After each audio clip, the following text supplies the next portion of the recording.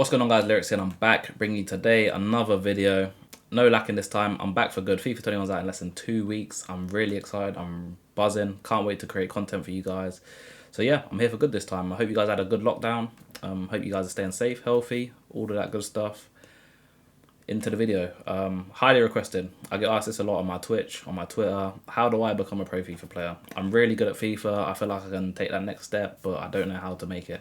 So yeah, this video is going to be giving you guys 5 to 7 tips on how you can actually make that next step, type of things that I had to go through, and yeah, I hope you guys enjoy. If you want to see more videos like this where it's kind of just me talking about things that are outside of FIFA, not necessarily just gameplay wise and me breaking down gameplay, which is what I tend to do on this channel, then let me know in the comments below. And yeah, I'll definitely be willing to do more stuff like this. So into the video we go. Without further ado, let's get into it. So tip number 1 is going to be get yourself a monitor. I can't stress how important this is. If you're still on the TV on 2020, what the hell are you doing? FIFA 17 was... FIFA 18. FIFA 18 was my first year with a monitor. FIFA 17, I didn't have one. I was still doing pretty decent. Never hit a 40-0. And then, yeah, got one for FIFA 18. First week, 40-0. I don't want to do that results based thing. Obviously, there's more to it than that. I go back to like my time as like a kid when I was playing FIFA or whatever games I was playing. I used to get like really bad like eye fatigue playing on the TV for a long amount of times. My eyes used to go like watery. I used to get headaches, stuff like that. So yeah, not just for like the overall quality, but like for your health as well. I like to go with the BenQs just because that's what we play at events. Yeah, I like to go with a 27-inch as well for my own house, but it's completely up to you. At events, I think we play on 24, so if you want to be like more familiar with the monitors that you will be playing with at events, then yeah, 24 BenQ is the one to go for. I think 144 hertz with the new consoles coming out is another thing that you want to go for, and you know, if you got the money, why not get a 4K one? Right, tip number 2 is going to be getting your parents behind you. For me personally, this is probably one of the hardest things that I had to go through. Some of you guys are going to be a lot luckier where you're going to have a lot more supportive, a lot more understanding parents to help you along the way. But yeah, for me personally, I didn't have that luxury. Yeah, dealing with my mum was like another mission in itself. She was just really like, I don't know. Right, so before I go into too much information on my mum, let me just run down like my situation from, I say like 2 years ago, when I was living back at home. Don't live with my parents anymore. Basically, my internet was really bad. We lived in a 3-story house, so my room was on the top floor, and yeah, as you can imagine, the Wi-Fi box on the bottom floor. So Wi-Fi was terrible. A lot of lag outs during qualification months. Really bad lag, speed up lag, whatever you can name. I had it all. So for that reason, I had to move my Xbox downstairs into the dining room, which was literally right next to the router, so that I could play wired, my bad. And yeah, my mum would always, you know, threaten to make me go back upstairs if anything was wrong, if I didn't clean up my room, anything like that. Stupid, I know, but yeah, that was her way of like getting to me. You know, if she was just pissed off, if I like spoke back to her or anything like that, yeah, she'd always threaten me with that. So, you know, that was something that was always like in the back of my mind, like whenever I was playing my Xbox, pretty much just trying to stay on her good side, you know, like pussyfooting around. Not a nice place to be in, I'll be honest with you guys. But yeah, that was something I had to deal with. You know, for the internet reason, also I couldn't do content, I couldn't stream. Also, my sister had a kid in the house. I had 2 dogs in my house, so like doing content just wasn't ideal, especially seeing I wasn't even in my own room. So yeah, that was definitely a setback. So I know a lot of you guys, you know, you're not going to be able to do much about stuff like that, but if you can, you know, speak to your parents, see what they say. Maybe they'll be a lot more supportive. Be willing to like compromise stuff. Maybe be a bit quieter if you know, have to take a few minutes to record a video, maybe a couple hours just chilling out if they want to do a stream, stuff like that. So yeah, but anyway, enough about my life. The bigger point is like getting your parents on your side. That's a major key. You know, you don't want to be dealing with stuff like that in the background. You got enough to worry about with like, you know, qualifying for events, you know, trying to find an org, stuff like that, doing content. You don't want to be worrying about your parents as well. So yeah, if you can somehow find a way to like show them like, look, I'm doing this. It's actually something that is really viable. You know, I can make a lot of money off it. And you might need that thing. You might need I don't know, proof.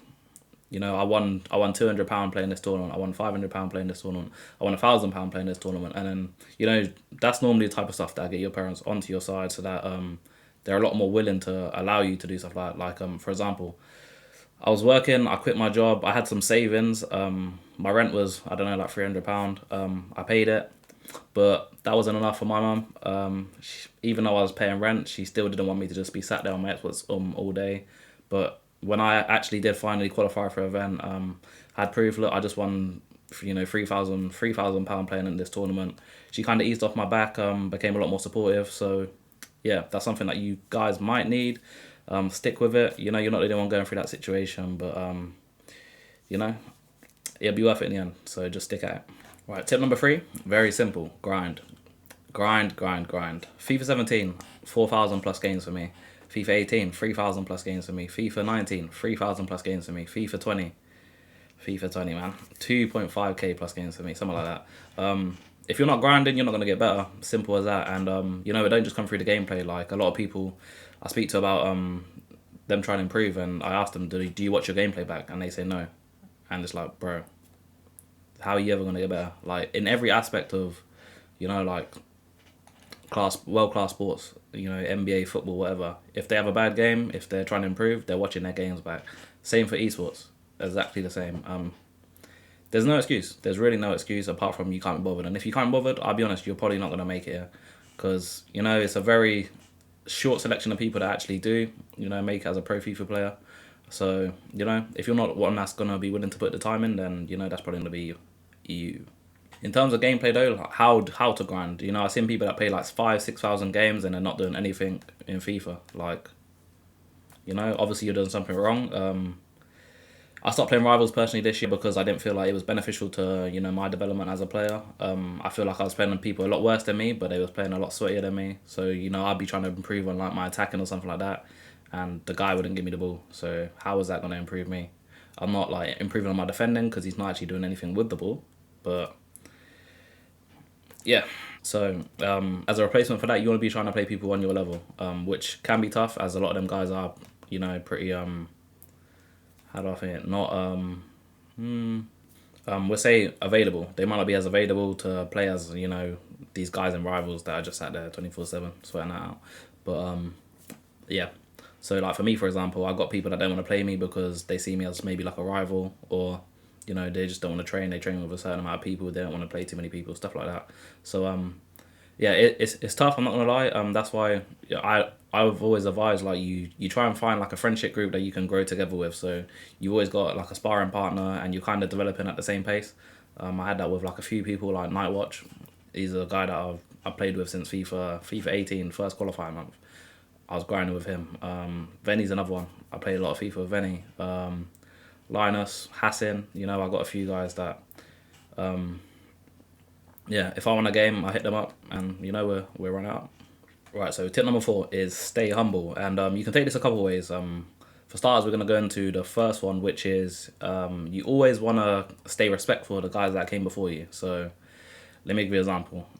Task, Gorilla, they get a lot of hate. Oh, they're washed, they're this, they're that, they're not good anymore. Irrelevant. Irrelevant to how good they are now, which they are still really good players. You have to respect that they laid the foundation for what you guys are doing now. Like without them, you wouldn't have a template of this gameplay which wins tournaments. I come in FIFA 18 and I was trying to play like Gorilla. It never worked out for me, but nonetheless, like he set that template for me to try. I moved on to like a different gameplay, develop my own game style, but without him, there wouldn't be no me. Let's put it that way. And I mean in a way where, like, although I don't really play Guerrilla FIFA anymore, Guerrilla doesn't even play Guerrilla FIFA anymore. He's matured as a FIFA player as well. I don't think that playstyle is viable anymore. But nonetheless, like I still have aspects of that gameplay. That Guerrilla, that Sean Allen, that Black Mambas. There's another guy that used to play like that. Was really good at it. That the skills, the directness, like stuff like that in my attacking play, which I still use now. Obviously is a lot more refined, but without that template, I never would have, grabbed that aspect of the game. And the same goes for the likes of Tas Rocky. There's so many players right now. Dax is one of them. I'm trying to think what other like kind of like possession players there is. Hell, even Tex, bro. Tex coming to FIFA with like the most mature gameplay ever from like a 17-year-old, but like he probably won't admit it, but like I don't feel like you can get that from just playing the game because you know as a kid like you want to do he does it already. He does the skills and whatever, but to have like that gameplay, you know, that game management, the control of the game, the possession, the defending, stuff like that. You know, that comes from, in my opinion, watching people before you. Like, let me give you another example. Manchester, my first ever FIFA event, I went into it playing 4-5-1 attacking. Bro, at home, I was smashing people. Foot champs, qualification month, easy. The easiest I've ever had it. Bro, I think it was Kurt that ran a tournament before that. Got to the final in that. You know, I was buzzing. I was like, bro, I'm winning this whole tournament. I'm sick. I went there. I had 30% possession every game. I didn't see the ball. I didn't know what was going on. I got slapped by everyone. Went 1-4. Went out the tournament. Like, bro, pro FIFA is a complete different ball game to foot champs, whatever. So you know, when you guys are here posting, you know, GG, foot champs results, or GG, I beat you in rivals, blah blah blah, means nothing. Means nothing. It's literally that meme. You know, like qualification games. It's that meme where you go from sat back to you're literally sat there licking the screen. So yeah, don't get ahead of yourselves. You know, to get top 100 in weekend league, that probably make you a top 1% player. But like the pro players that qualifying for events, they're top 1% of the top 1%. So there's a massive level. So don't get too excited over your weekend league, over your rivals wins. Because at the end of the day, until you make an event, it doesn't mean anything. Nobody cares. And you know it's the harsh reality of things. So as I said, there's another way you can go, and that is just staying hungry. Like for me personally, this year, I kind of lost motivation in November time.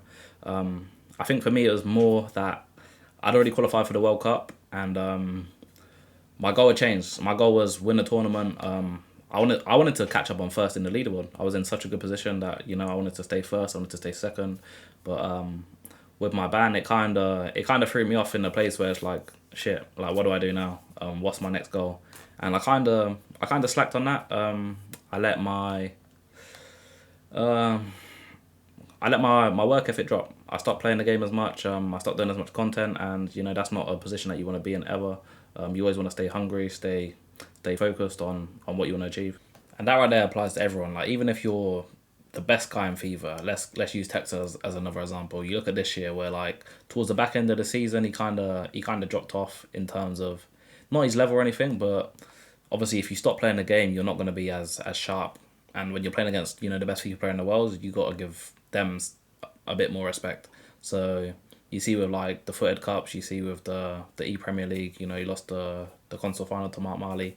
You know, a text that is locked in, he's playing every day. That's not happening. Let's be honest. Like that's not happening. And that's not to say that Tex has like dropped his level. Nah, it's a matter of sharpness. And like when you're playing a game like FIFA 20, or anyone can catch you, man, on a bad day. You know, I've had numerous occasions where it's like, bro, I really lost to that guy. You know, at the end of the day, though, everything is learning. So that's something that I definitely will not be looking to repeat on this upcoming year. Right. So tip number 5 is content, and yeah, this has become way more important over the last couple of years, especially with the COVID situation. So for that reason, you know, that money for me that you would be spending on FIFA points, I would gear it more over to, oh, can I get a decent PC that I can stream off? Can I get a camera? Can I get an Elgato? You know, stuff like that. So yeah, no inside information from me, but I do feel that we will get loans next year, due to just the whole summer series situation, the whole EPREM thing. I never expected us to get loans for EPREM, which was crazy to me.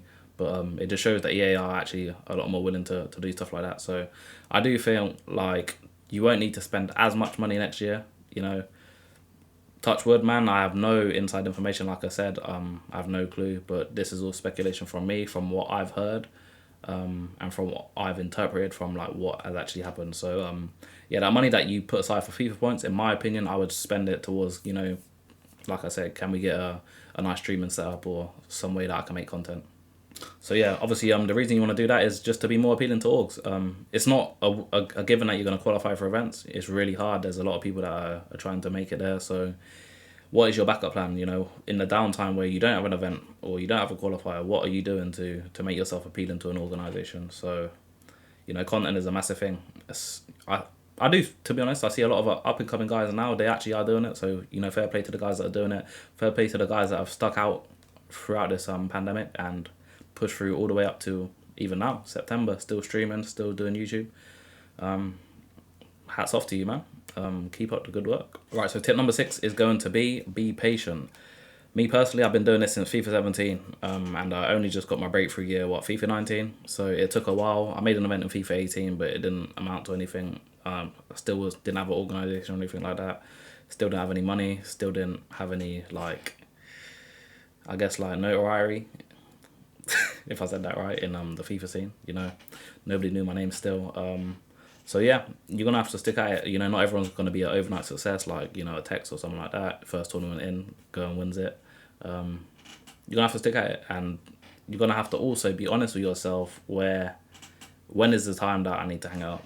You know, when am I getting to the point where I'm just wasting my time? And I'll be honest, I never ever felt that ever. I've always felt that I was meant to do this FIFA thing, really. I was good enough to do it, I knew it. So that kind of kept me looking straight forward at, you know, what I wanted to achieve. It does all come down to the person. Like, can you be honest with yourself? You know what I mean?